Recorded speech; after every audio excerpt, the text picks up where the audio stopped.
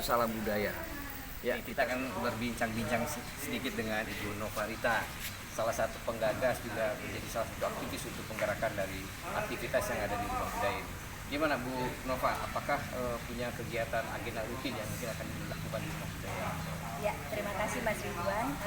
Kita mencoba merancang yaitu kalender of event per tahun. Ya. Jadi kita rencananya setiap Sabtu Minggu mengumpulkan teman-teman untuk mempromosikan, melestarikan dan mengeksplorasi dari budaya provinsi masing-masing. Jadi ada 34 provinsi Mas Ridwan untuk menampilkan tarian daerah seluruh Indonesia, 34 provinsi. Juga lagu daerah 34 provinsi, kuliner daerah 34 provinsi, dan kerajinan daerah. Kita nanti bekerja sama Dekranas provinsi bagaimana mempromosikan budaya kita kepada pengunjung yang datang. Jadi wisatawan yang datang ke Indonesia, wisatawan yang datang dari berbagai provinsi bisa kita ajak ke Rumah Budaya KSBN ini. Itu kira-kira akan setiap minggu, setiap 2 mingguan atau setiap bulanan yang akan dilakukan rutinitas ini? Kalau rutinitas kita setiap minggu kan 2 kali, Sabtu dan Minggu. Sementara untuk yang event berkala kita juga akan membuat kalender of event di mana nanti ada komunitas yang ada di seluruh Indonesia. Mereka biasanya mengadakan tur ke Jakarta. Mereka tur ke Jakarta, mereka akan mampir di Taman Mini dan juga akan mampir di Rumah Budaya KSBN ini.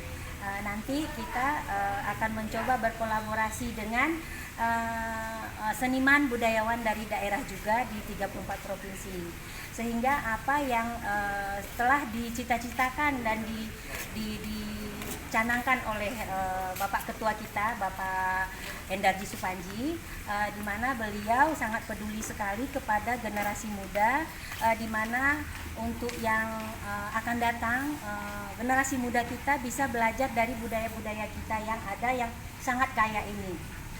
Untuk itu budaya yang kita tampilkan ini dapat menggugah dan juga dapat menumbuh kembangkan minat bakat dari generasi muda kita untuk mencintai budaya Nusantara.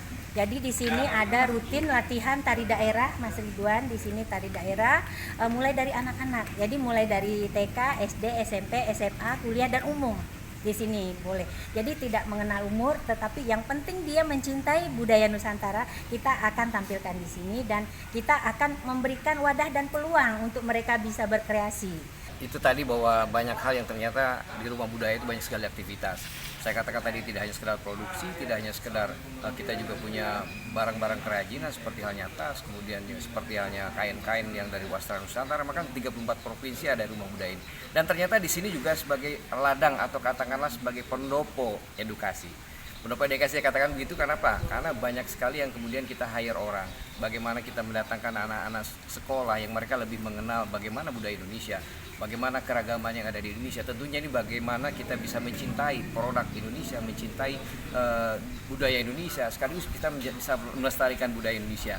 Bukan begitu Mbak Nova ya? Iya, apa yang dikatakan Mas Ridwan itu benar sekali, karena visi misi kita membuat Rumah Budaya KSBN ini adalah salah satu program kita membantu pemerintah supaya edukasi di sini berjalan baik teori maupun praktek. Di sini juga ada guru-guru tari, guru-guru lukis, guru senam, dan juga di sini ada MC, pelatihan protokol juga. Jadi bermacam-macam talenta kita kumpulkan di sini. Itu semua kita merangkul kaum milenial. Karena milenial itulah yang menjadi aset bangsa kita ini, dan mereka menggali, mengeksplor, mengeksploitasi sehingga akan terjadi antara senior dan junior itu akan bekerja dengan sinergi. Kalau ibu-ibu misalnya kan ada, tadi kan pangsa pasarnya adalah anak-anak generasi muda, generasi milenial yang mungkin melek teknologi ya. Walaupun sebenarnya seni budaya kita kan sebenarnya banyak sekali seni budaya kita yang dikaitkan dengan teknologi. Artinya apakah juga mungkin tadi ada batik ya? Batik sendiri kan misalnya tadi ada workshop yang memang khusus kelompok ibu-ibu, ada juga dilakukan di Rumah Budaya ini ya? Ada. Itu masuk di dalam kalender event kami, di mana nanti ada yang dari Jogja, dari Paku Alaman, terus ada Wastra juga dari Bumi Mira.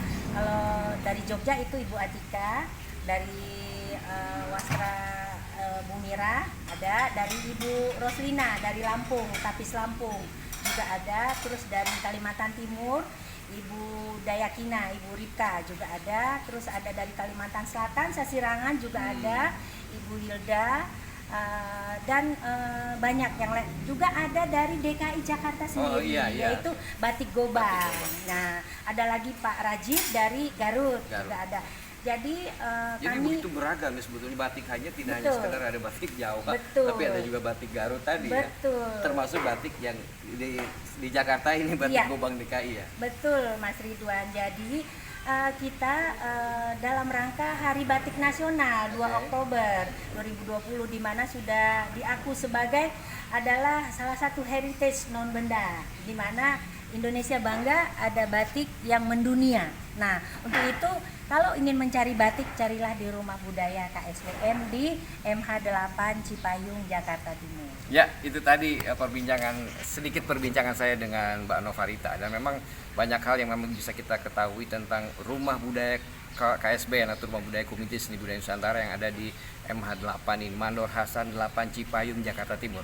Perlu dicatat, Mandor Hasan 8 Cipayung, Jakarta Timur. Artinya bahwa beragam budaya, beragam kegiatan, beragam aktivitas suku bangsa yang ada di 34 provinsi cukup ada di Rumah Budaya KSBN ini. Terima kasih Muhammad Ridwan. Wassalamualaikum warahmatullahi wabarakatuh. Salam budaya.